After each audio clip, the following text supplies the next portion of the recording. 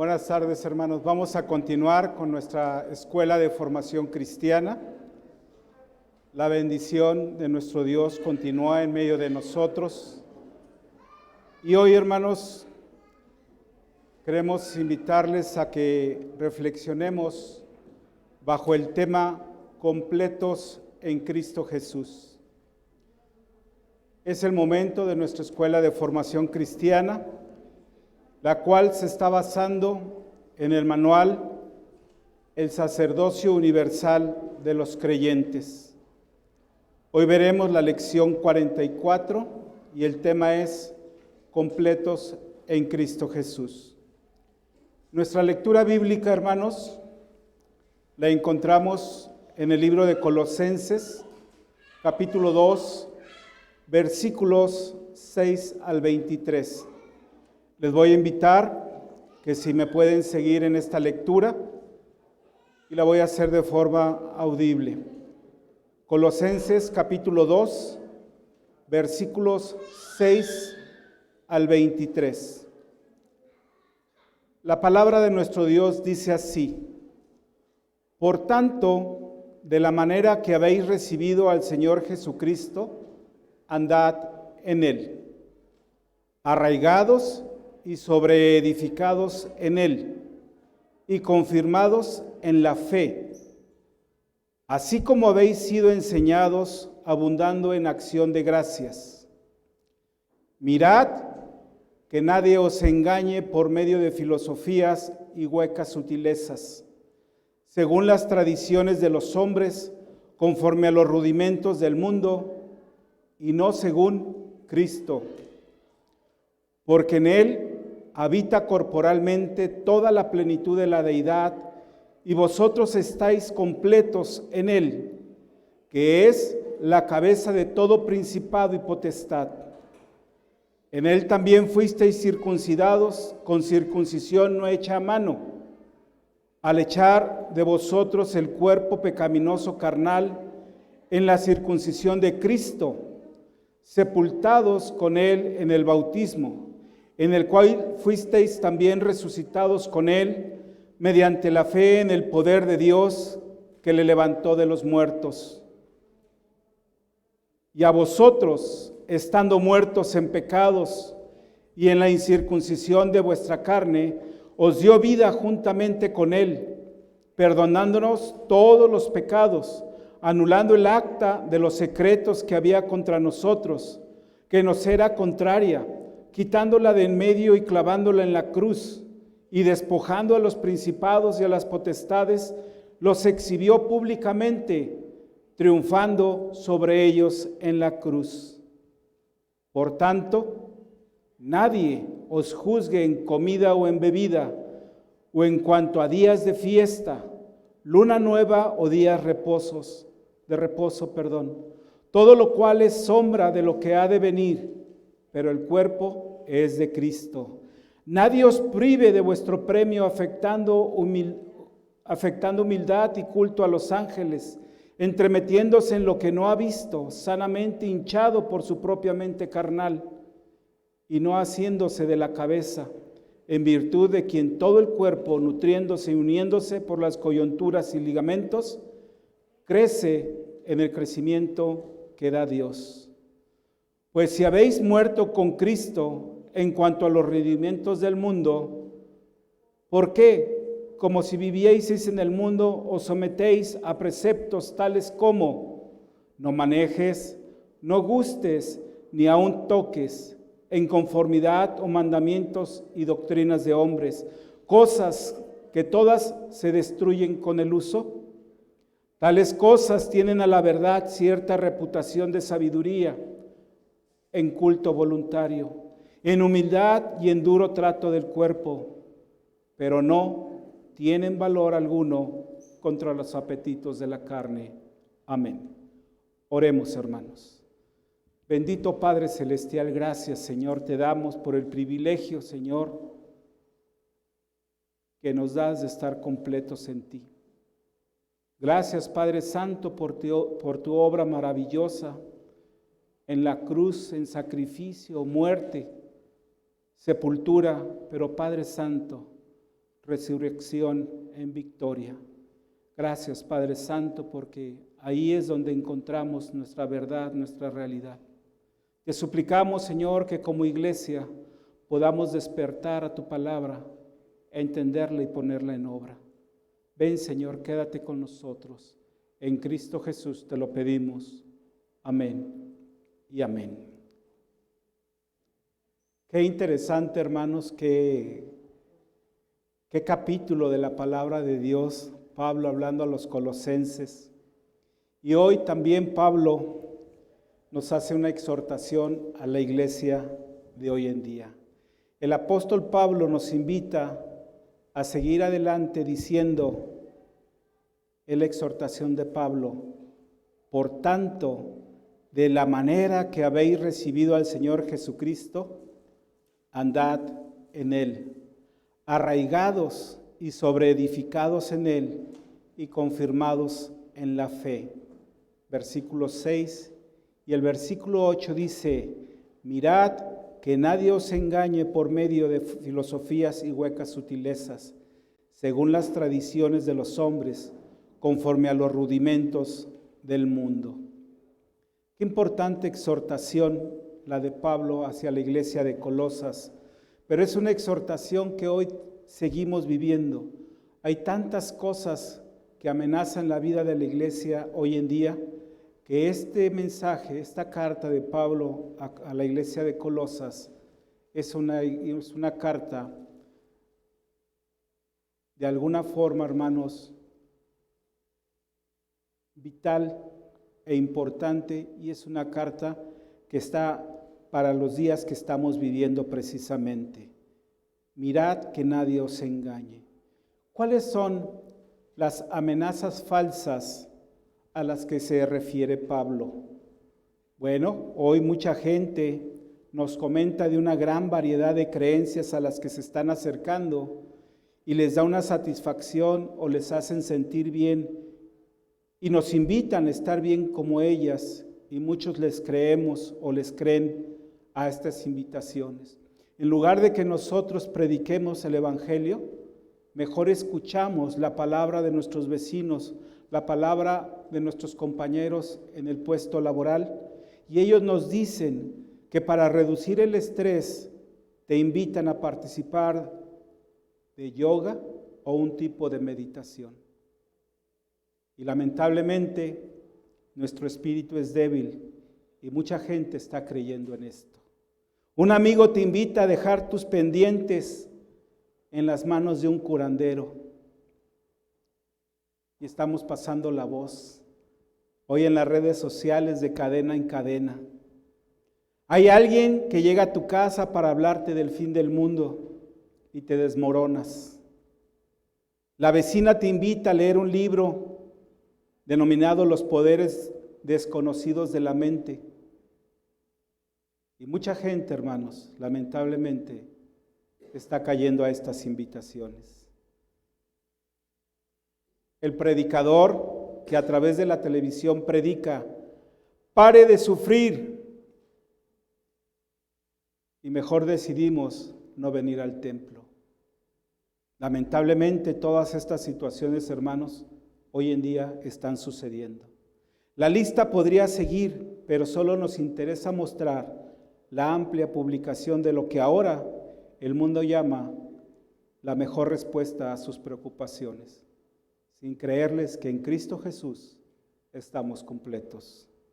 El desafío de vivir en un mundo lleno de creencias distintas y con tantas distorsiones del Evangelio es abrumador. Y el llamado es: debemos estar siempre preparados para presentar defensa de la esperanza que hay en nosotros. Usted y yo en Cristo Jesús tenemos esperanza, y pueden venir tormentas, pueden venir terremotos, el mundo se puede caer, pero usted y yo tenemos una promesa en Cristo Jesús. Tenemos una esperanza de vida eterna. No hay nada en el mundo que nos pueda rescatar y dar más de lo que Dios ha hecho en nuestras vidas. ¿Cuál es el propósito de nuestro estudio? Que el creyente en Jesucristo ande y se mantenga fiel a Jesús, que no se deje, que no se deje cautivar por las falsas enseñanzas que provienen de las mentiras del mundo, y que aprenda que en Cristo Jesús, usted y yo estamos completos. Créanme, hay mucha gente que está creyendo estas invitaciones y se olvida que en Cristo Jesús tenemos salvación. Estamos completos. ¿Y qué significa estar completos? Que cumple todos los requisitos, que está entero, está íntegro, que tiene todos los elementos necesarios para desarrollarse en esta vida. No hay nada en esta vida que a usted le falte si usted cree en Cristo Jesús como nuestro Salvador. Amén. Nuestro estudio, hermanos, empieza con un encargo importante del apóstol Pablo a la iglesia de Colosas, pero también es un encargo importante a la iglesia actual. El versículo 6 dice: por tanto, de la manera que habéis recibido al Señor Jesucristo, andad en Él. Andad en Cristo Jesús. ¿Y qué significa, hermano, andad en Él? ¿Qué es lo que usted piensa de que es andar en Cristo Jesús? Esta frase sugiere la idea de pasar por algún lugar e imitar o seguir los pasos en una dirección planeada, firme y definitiva, como Cristo Jesús lo hizo cuando estuvo en medio de nosotros, cuando estuvo en este mundo. Usted y yo debemos seguir ese ejemplo en Cristo Jesús. Pero también Pablo nos dice qué significa recibir a Jesucristo. Muchas veces en la iglesia los pastores nos preguntan de que si hemos recibido a Cristo, que si alguna vez has recordado esa fecha importante de ese encuentro especial, y nos invitan a regresar al primer amor. ¿Se acuerda de esa fecha, de ese momento? ¿Qué significa recibir a Jesucristo? La idea de recibir a Cristo se refiere a que alguien le transmitió lo que a su vez Pablo recibió. Y esto es que Cristo murió por tus pecados, por mis pecados, y que fue sepultado y que resucitó al tercer día. Este es el evangelio que tú y yo hemos recibido en Cristo Jesús. Estas son las buenas noticias de tu salvación. Recibir a Jesús y reconocer esta verdad. Cristo es todo en nuestras vidas. Pablo nos exhorta a dar muestras de nuestra madurez en Cristo Jesús. Y nos dice que una iglesia madura anda en el Señor y no se separa de Él. ¿Qué significa esto de andar en el Señor? En primer lugar, los creyentes debemos andar tal como hemos recibido a Cristo. ¿Y cómo anda un creyente? ¿Cómo anda un creyente que recibió a Cristo en su corazón?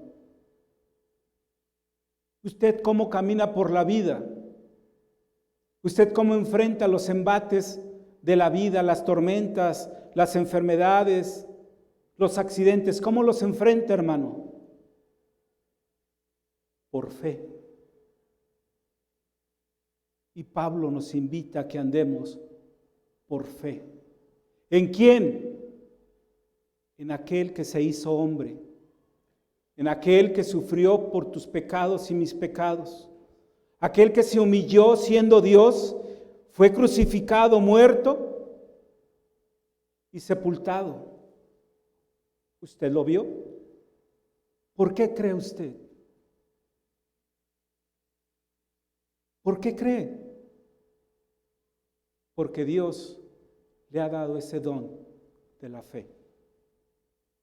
Y por fe, usted y yo y la iglesia camina por fe. Recibimos a Cristo por la fe, por lo tanto debemos andar y continuar con Cristo por la fe.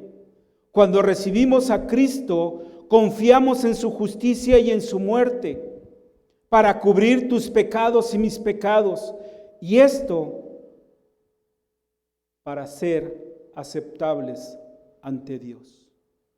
¿Usted y yo creemos que el día de mañana estaremos en la gloria de Dios? Sí, pero no por sus apellidos, no por sus títulos universitarios, no por su cartera económica. Estaremos delante de Dios por la fe que nos ha dado en Cristo Jesús. No tenemos nada en nosotros mismos para ganar, merecer o hacer para que Dios nos acepte. La única forma en que Dios nos acepta es a través de Jesucristo, y debemos confiar en la justicia y la muerte de Cristo.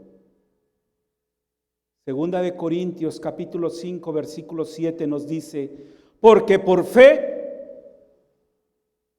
andamos, no por vista. Y podemos caminar por los valles de muerte, pero Dios va con nosotros por la fe que nos ha dado.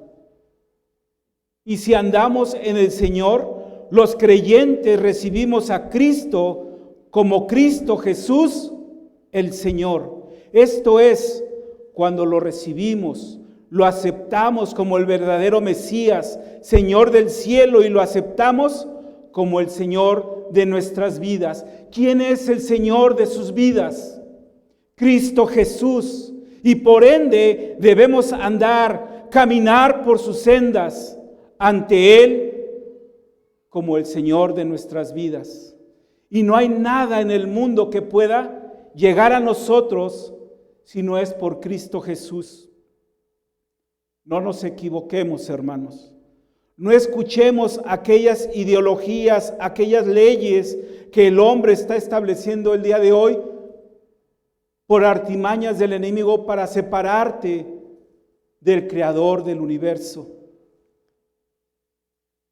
Efesios capítulo 5, versículo 15 dice: mirad pues con diligencia cómo andéis, no como necios, sino como sabios.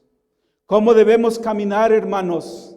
Debemos ver cómo estamos caminando la vida que Dios nos ha dado. No menosprecie este día que Dios nos ha regalado.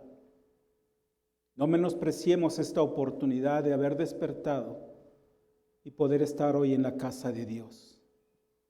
Mirad pues con diligencia cómo andéis, no como necios, sino como sabios. Debemos caminar con cuidado y en forma estricta. Sí, hermanos, debemos ser estrictos. Debemos saber por dónde caminamos, mirando alrededor y cuidando cada paso. La vida es un camino, un sendero que recorremos todos los días. Y usted todos los días debe tener cuidado por donde anda. Mirad pues con diligencia cómo andéis, no como necios, sino como sabios. Y aquí se desprenden dos tipos de personas, hermanos: el poco sabio y el sabio. El poco sabio es aquella persona que piensa poco sobre dónde debería andar.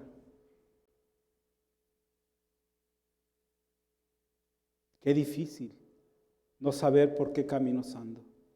El poco sabio es aquella persona que no sabe o no le importa dónde andar.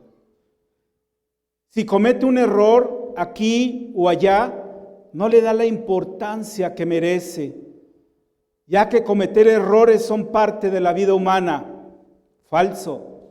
Usted y yo no podemos cometer los errores de la vida, porque usted y yo somos separados para un propósito especial. Usted y yo no podemos cometer errores y dejarlos a la deriva. Esto dice la persona poco sabia para justificar su actuar. Ay, me equivoqué. Y anda por la vida con, ay. No, hermanos. La persona poco sabia no se preocupa de cuidar cada paso que da, ni de estar alerta a cualquier tentación y atractivo que el mundo ofrece. Repito, una persona poco sabia no está alerta y sí está atenta a las tentaciones y a los atractivos que el mundo le ofrece. Tengamos cuidado, hermanos. Una persona poco sabia simplemente vive la vida, como lo dice una canción popular, vive la vida. Ustedes pueden completar la frase, ¿verdad? Y no, hermanos, no hay vidas locas para el creyente. No hay ese tipo de vida para el creyente. Estas personas poco sabias caminan sin importar su imagen o bien su trayectoria como persona. Un ejemplo de esto es aquella persona pública que su trayectoria invade los medios de comunicación, las redes sociales. Un gran grupo de personas y de diferentes edades la siguen por su trayectoria y de repente se presenta en público mal vestida, bajo el influjo de alguna droga, no tiene el trato adecuado con su mascota o bien insulta a un periodista. Estas acciones dan vuelta al mundo como noticia y descalifican el actuar de esta persona pública. Así pasa con el testimonio de la persona poco sabia. Se ve afectada personalmente, pero también afecta a la organización o empresa que representa. Porque todos en este mundo tenemos una actividad que se llama trabajo y representamos a esa organización, a esa empresa, a ese club social, a esa iglesia con nuestros hechos. Y si no nos importa, afectamos a esas organizaciones. En el caso contrario, la persona sabia es la persona pensante, cuidadosa, que se ocupa con una mente espiritual en los preceptos de Dios. Esta es la persona que está en la misión con Cristo Jesús. La persona sabia es la que está en la misión con Cristo Jesús. Conoce a Dios personalmente y sabe que su existencia en la tierra es para vivir una vida justa y divina y para dar testimonio de Jesucristo. Por lo tanto, cuando se levanta por la mañana, sus pensamientos están en Dios a lo largo de todo el día. A la persona sabia le importan sus errores y busca remediarlos en el amor de Dios. El hombre sabio no solo se preocupa por cada etapa de la vida, sino que lucha por cuidar cada paso, con el objetivo de asegurarse de que camina por la vida en forma exacta, estricta, disciplinada y controlada. Esa es la gran diferencia del creyente, una vida exacta, estricta, disciplinada y controlada por la palabra de Dios. Sabe que la única respuesta a la maldad y a los problemas de la vida es Cristo Jesús y su justicia. El apóstol Pablo nos vuelve a exhortar diciendo en el versículo 6, por lo tanto, de la manera que habéis recibido al Señor Jesucristo, andad en Él. Y nos dice que no nada más andemos en Él, sino que nos arraiguemos Dice, arraigados y sobreedificados en Él y confirmados en la fe. Los creyentes debemos estar arraigados, sobreedificados y confirmados en la fe en Cristo Jesús. La imagen de estar arraigados la podemos identificar en la imagen de un árbol. El creyente debe ser como un árbol que tiene sus raíces profundamente plantadas en la tierra. La tierra proporciona la fortaleza contra el viento y las tormentas y nutre para la vida a este árbol. Y los creyentes debemos nutrirnos y fortalecernos en Cristo Jesús. Pablo nos está exhortando a que en estos tiempos, en nuestra vida actual, andemos en Jesucristo, pero que estemos arraigados en Cristo Jesús. Pero también nos dice que debemos ser sobreedificados. La imagen de ser sobreedificados o construidos es la de un edificio. Jesucristo es el cimiento de la vida, el único cimiento verdadero. Por lo tanto, el creyente maduro es una persona que ha construido su vida en Cristo Jesús. El cimiento de nuestra vida es Jesucristo. ¿Usted así lo cree? Entonces no necesitamos de filosofías, de ideas vanas. Por último, el creyente debe andar establecido en la fe, tal como se le ha enseñado. La palabra establecido significa estar firme, estable, sin permitir descarriarse. Los creyentes maduros deben estar establecidos en la fe y deben mantenerse firmes en la fe como se les ha enseñado. El creyente debe andar desbordando gratitud. El creyente debe aprender a caminar en un espíritu irrompible de gratitud, una gratitud que desborde en alabanzas al Señor momento a momento a lo largo de toda su vida. ¿Y por qué en gratitud, hermanos? Por lo que cada uno somos, lo somos por nuestro Dios, no por nuestras propias fuerzas. Y debemos estar agradecidos. Filipenses capítulo 4, versículo 4 dice, regocijaos en el Señor siempre. Otra vez digo, regocijaos. El versículo 6 dice, por nada estéis afanosos, sino sean conocidas vuestras peticiones delante de Dios en toda oración y ruego, con acción de gracias.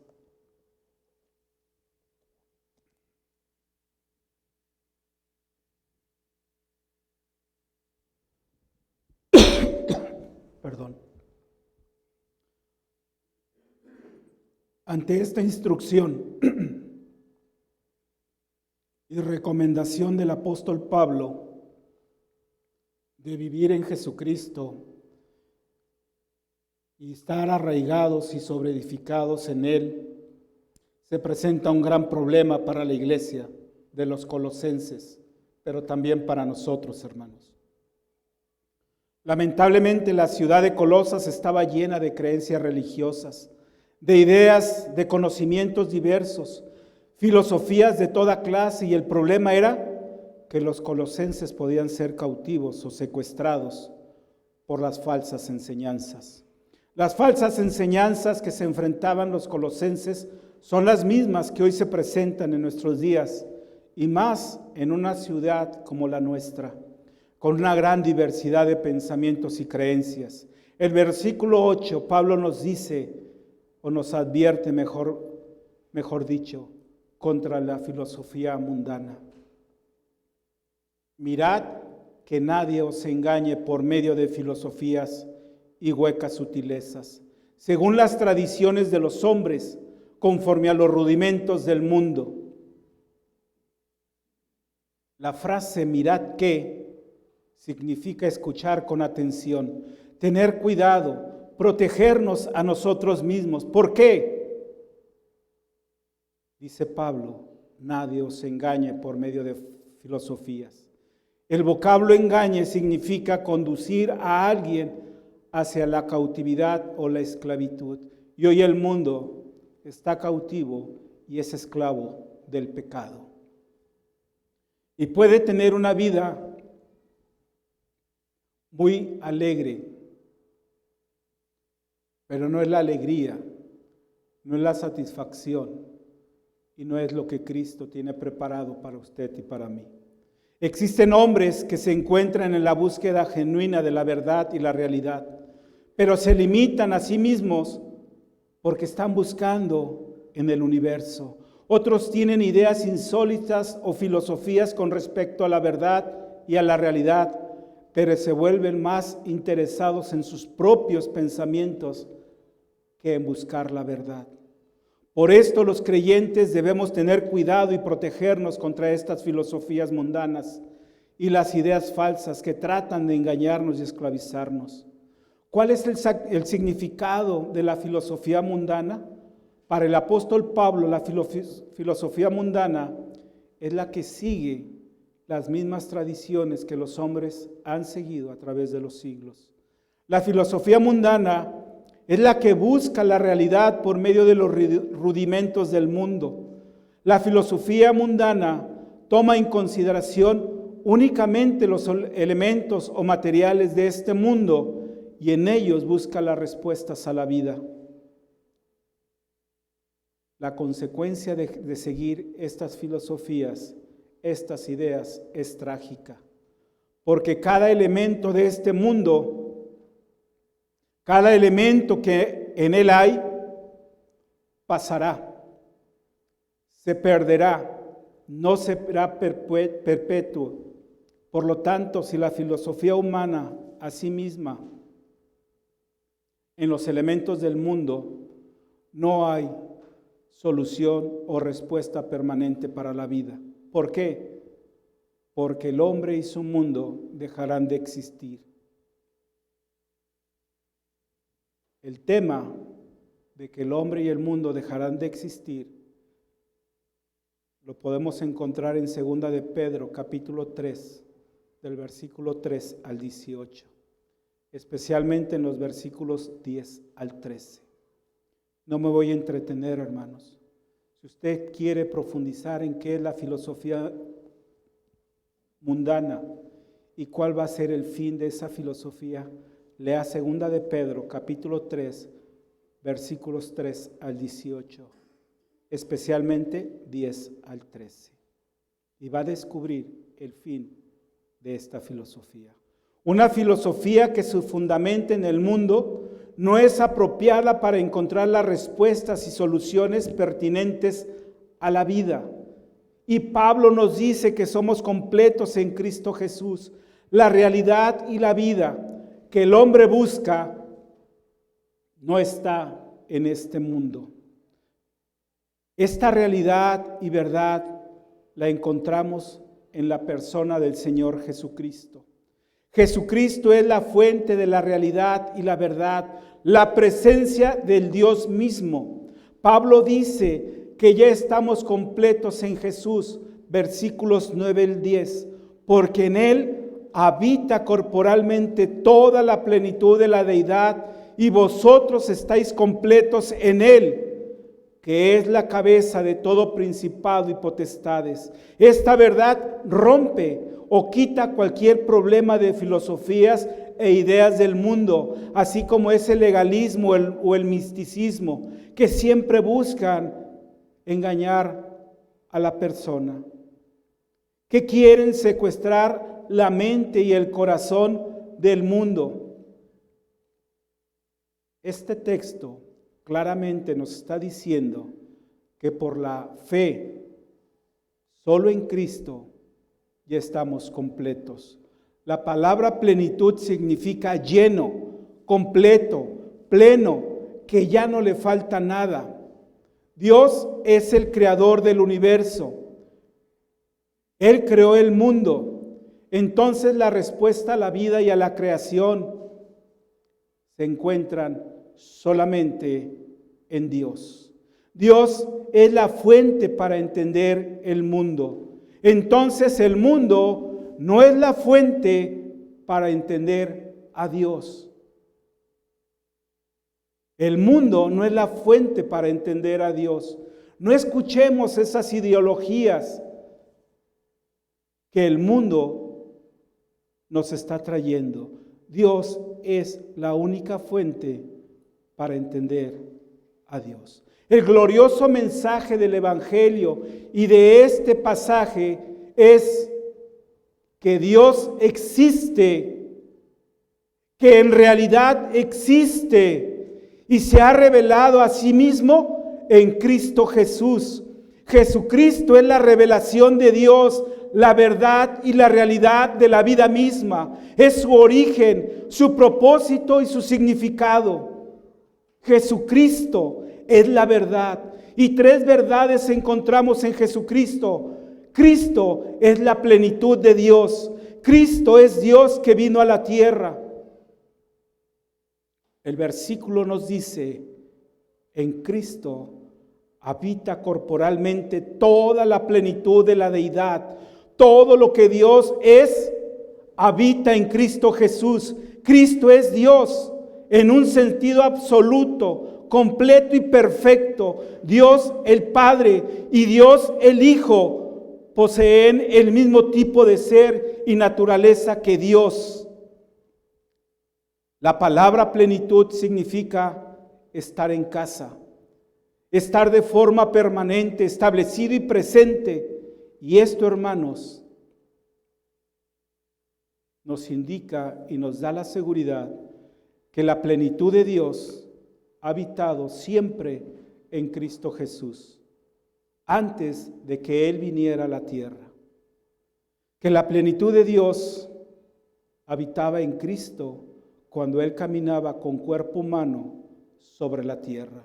Que la plenitud de Dios no era un don temporal de Cristo. ¿Qué significa esto para nosotros? Dios se interesa y se ocupa por el mundo, tanto que vino a la tierra para mostrarnos su amor. Dios en su amor se reveló al hombre para mostrarle el camino a Dios, la verdad de Dios y la vida que debe llevar el hombre. La segunda verdad en Jesucristo es que los creyentes estamos completos en Cristo. La palabra completo significa recibir plenitud. En griego dice, en Él ustedes están plenos.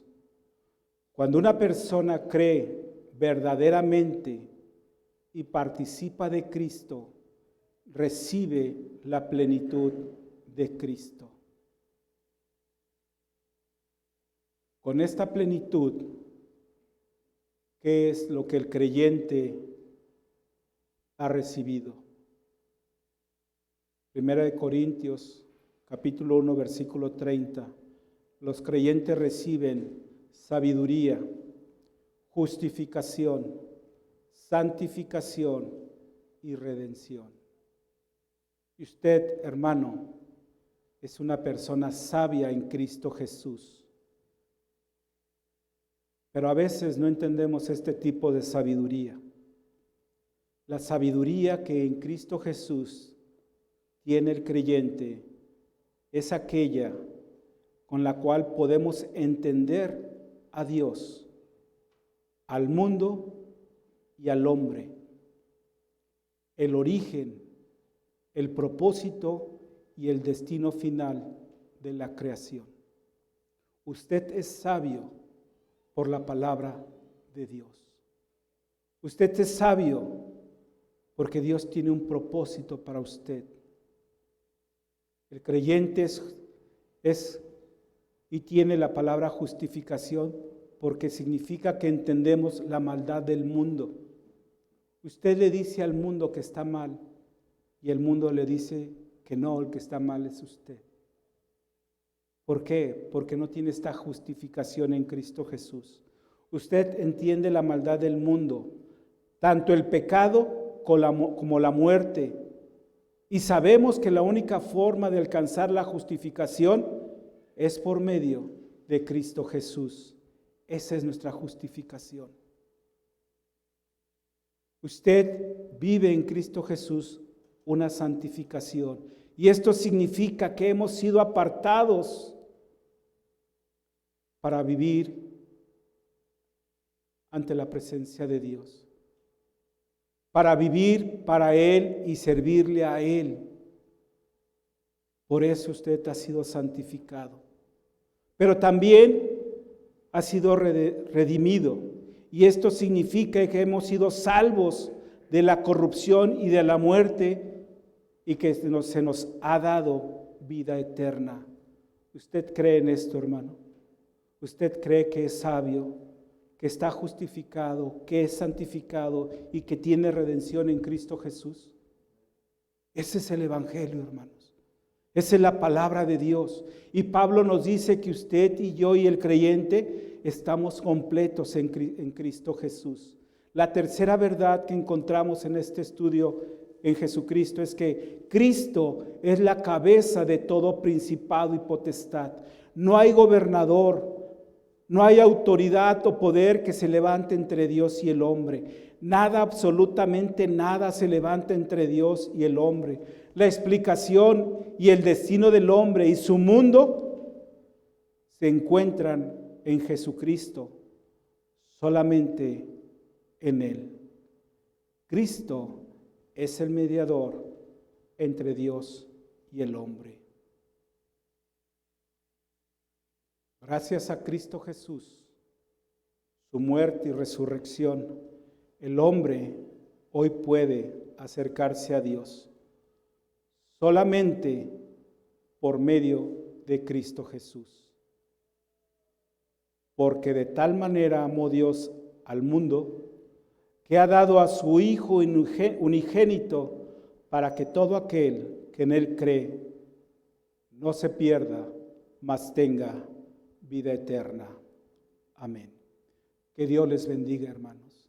En Cristo Jesús somos completos, íntegros, para andar en el ministerio que Cristo nos está llamando.